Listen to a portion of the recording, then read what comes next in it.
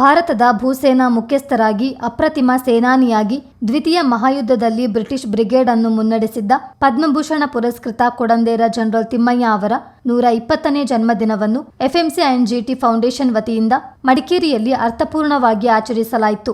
ಸಾಮಾಜಿಕ ಹಾಗೂ ಶೈಕ್ಷಣಿಕ ಚಟುವಟಿಕೆಗಳಿಗೆ ಪ್ರೋತ್ಸಾಹ ನೀಡುತ್ತಿರುವ ನಿರಾಶ್ರಿತರು ಮತ್ತು ಹಿರಿಯ ಜೀವಗಳ ಪಾಲಿಗೆ ಆಶಾಕಿರಣವಾಗಿರುವ ನಗರದ ತನಲ್ ಆಶ್ರಮದಲ್ಲಿ ಜನರಲ್ ತಿಮ್ಮಯ್ಯ ಅವರ ಹುಟ್ಟುಹಬ್ಬ ನಡೆಯಿತು. ಎಫ್ಎಂಸಿ ಅಂಡ್ ಜಿಟಿ ಫೌಂಡೇಶನ್ ಅಧ್ಯಕ್ಷರಾಗಿರುವ ವಿರಾಜಪೇಟೆ ಕ್ಷೇತ್ರದ ಶಾಸಕ ಎಎಸ್ ಪೊನ್ನಣ್ಣ ಕಾರ್ಯಕ್ರಮವನ್ನು ಉದ್ಘಾಟಿಸಿ ಮಾತನಾಡಿದರು.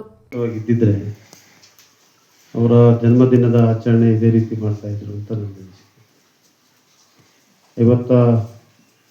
59 ವರ್ಷಗಳ ಕಾಲ ಅವರು ಬದುಕಿ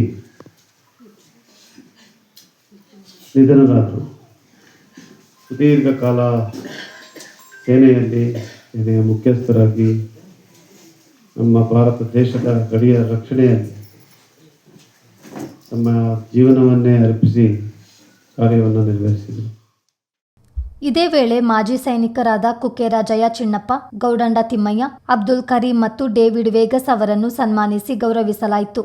ಬಳಿಕ ಆಶ್ರಮವಾಸಿಗಳಿಗೆ ಶಾಸಕ ಪೊನ್ನಣ್ಣ ಆಪಲ್ ವಿತರಿಸಿದರು. ಮಧ್ಯಾಹ್ನ ಊಟದ ವ್ಯವಸ್ಥೆ ಮಾಡಲಾಗಿತ್ತು. ಖುದ್ದು ಪೊನ್ನಣ್ಣ ಅವರೇ ಎಲ್ಲರಿಗೂ ಬಿರಿಯಾನಿ ಬಡಿಸಿದ್ರು. ಸಂಸ್ಥೆಯ ಗೌರವ ಸಂಚಾಲಕ ತಮ್ಮು ಪೂವಯ್ಯ, ಸಂಚಾಲಕರಾದ ಚೊಟ್ಟೆಯಂಡ ಸಂಜು ಕಾವೇರಪ್ಪ, ಪುತ್ತರಿರ ಪಪ್ಪು ತಿಮ್ಮಯ್ಯ, ಸಹ ಸಂಚಾಲಕರಾದ ಅಜ್ಜಮಕ್ಕಡ ವಿನು ಕುಶಾಲಪ್ಪ, ಚೇಯಂಡ ಸತ್ಯ, ಸೂರಜ್ ತಮ್ಮಯ್ಯ, ಪ್ರಮುಖರಾದ ಸಮಿತ್ ಸೋಮಣ್ಣ, ವಸಂತ್ ಮತ್ತಿತರರು ಇದ್ದರು. ಚಿತ್ತಾರ ನ್ಯೂಸ್, ಮಡಿಕೇರಿ.